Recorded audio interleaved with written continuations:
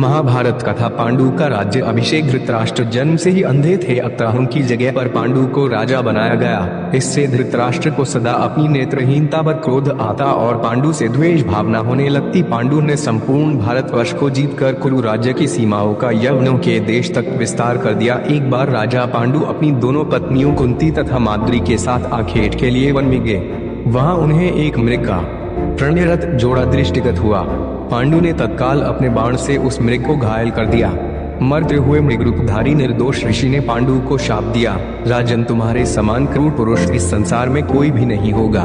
तूने मुझे प्रणय के समय बाण मारा है, अतः जब कभी भी तू प्रणयरत होगा तेरी मृत्यु हो जाएगी। इस शाप से पांडु अत्यंत दुखी हुए और अपनी रानियों से बोले, हे देवियों, अब मैं अपनी समस्त वासनाओं का त्याग करके इस वन में ही रहूंगा। तुम लोग हस्तिनापुर लौट जाओ। उनके वचनों को सुनकर दोनों रानियों ने दुखी होकर कहा, नाथ, हम आपके बिना एक क्षण भी जीवित नहीं रह सकती। आप हमें भी वन में अपने साथ रखने की कृपा कीजिए। पांडु ने उनके अनुरोध को स्वीकार करके उन्हें वन में अपने साथ रहने की अनुमति दे दी। इसी दौरान राजा पांडु ने अमावस्या के दिन ऋषि मुनियों को ब्रह्मा जी के दर्शनों के लिए जाते हुए देखा। उन्होंने उन ऋषि मुनियों से स्वयं को साथ ले जाने का आग्रह किया। उनके इस आग्रह पर ऋषि मुनियों ने कहा, राजन, कोई भी निसंतान पुरुष ब्रह्मलोक जाने का अधिकारी नहीं हो सकता, अतः हम आपको अपने साथ ले जाने में असमर्थ हैं। ऋषि मुनियों की बात सुनकर पांडु अपनी पत्नी से बोले, हे कुंती, मेरा जन्म लेना ही वृथा हो रहा है, क्योंकि संतानहीन व्यक्ति पितृ ऋण, ऋषि ऋण, देव ऋण तथा मनुष्य ऋण से मुक्ति नहीं पा सकता। क्या तुम पुत्र प्राप्ति के लिए मेरी सहायता कर सकती हो?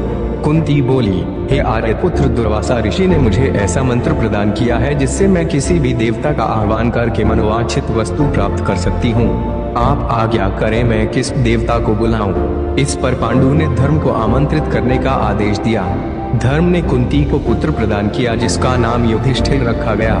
कालांतर में पांडु ने कुंती को पुनः 2 बार वायुदेव तथा इंद्रदेव को आमंत्रित करने की आज्ञा दी। वायुदेव से भीम तथा इंद्र से अर्जुन की उत्पत्ति हुई।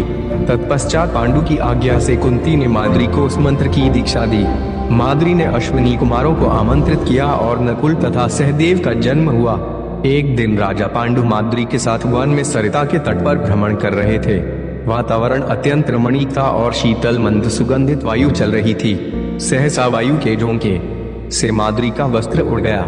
इससे पांडु का मन चंचल हो उठा और वे प्रणय में प्रवृत्त हुए ही थे कि शापवश उनकी मृत्यु हो गई।